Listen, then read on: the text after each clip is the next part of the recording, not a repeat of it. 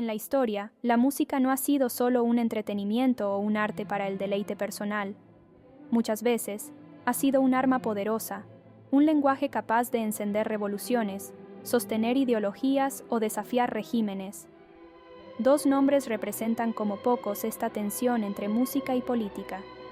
Giuseppe Verdi, símbolo del nacionalismo italiano en el siglo XIX, y Dmitri Shostakovich, que vivió bajo la sombra del poder soviético en el siglo XX. Sus vidas no solo nos cuentan historias de partituras y melodías, sino también de luchas, de censura, de esperanza y de miedo. A través de ellos veremos cómo la música puede ser grito de libertad o instrumento del poder. Giuseppe Verdi nació en 1813 en un pequeño pueblo de la provincia de Parma. Su infancia coincidió con un momento convulso. Italia, como nación, aún no existía. El territorio estaba fragmentado en reinos, ducados y dominios extranjeros, especialmente bajo el control del Imperio austríaco. La música de Verdi se convirtió en el reflejo de un pueblo que buscaba unidad, libertad e identidad. Y, aunque al principio él no era un activista político, pronto su arte se confundió con el grito patriótico de toda una generación. En 1842, Verdi estrenó su ópera Nabucco. Allí aparece un coro de esclavos hebreos, va, pensiero, que canta con nostalgia a la patria perdida. El público italiano lo interpretó como un espejo de su propia situación. También ellos estaban oprimidos y soñaban con una Italia unida. Muy pronto, los espectadores salían de los teatros coreando la melodía como si fuese un himno nacional secreto. Verdi se convirtió, casi sin quererlo, en la voz de un movimiento. Incluso su nombre pasó a ser consigna política. Las paredes aparecían pintadas con las letras VRDI, que significaban Vittorio Emanuele Re d'Italia, una consigna encubierta para pedir al rey Víctor Manuel II que liderara la unificación. Verdi nunca fue un político profesional, pero aceptó un papel activo en la causa nacionalista. Fue elegido diputado del primer Parlamento italiano en 1861.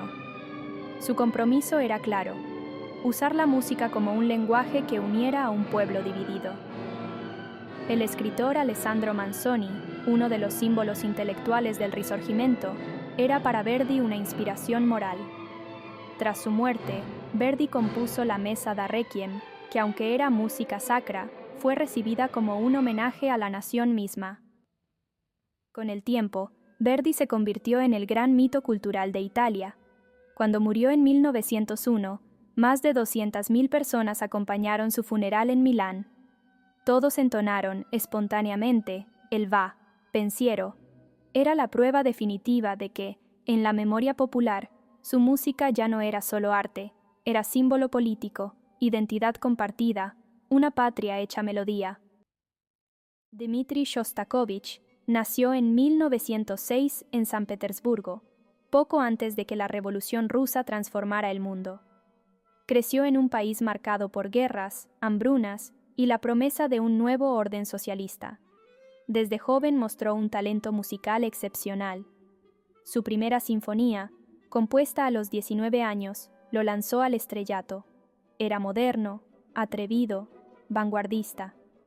Pero esa libertad artística no tardaría en chocar con un poder cada vez más represivo. En 1936, Stalin asistió a una representación de la ópera Lady Macbeth de Mtsensk. La música, cruda y apasionada, escandalizó al dictador. Poco después, el periódico oficial Pravda publicó un artículo demoledor titulado «Caos en vez de música». Aquella crítica equivalía a una sentencia de muerte artística. En la Unión Soviética, caer en desgracia significaba perder trabajo, amigo e incluso la vida. Shostakovich vivió noches de terror, esperando que vinieran a arrestarlo. Dormía vestido, con una maleta lista, para no despertar a su familia si lo llevaban preso. En 1937, estrenó su Quinta Sinfonía, presentada como la respuesta de un artista soviético a críticas justas. Fue un éxito monumental. El público lloraba y aplaudía durante largos minutos.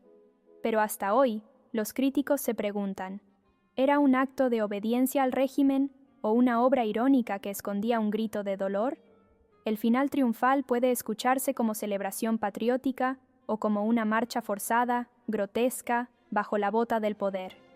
La ambigüedad fue su estrategia de supervivencia, decir sin decir, crítica disfrazada de obediencia. Durante la Segunda Guerra Mundial, Shostakovich se convirtió en símbolo de resistencia. Su séptima sinfonía, conocida como la Leningrado, fue compuesta durante el asedio nazi. En la ciudad sitiada, músicos famélicos la interpretaron en condiciones extremas. La partitura fue enviada clandestinamente a Estados Unidos y se convirtió en un símbolo global contra el fascismo. En ese momento, Shostakovich pasó de sospechoso a héroe, pero sabía que su posición seguía siendo frágil.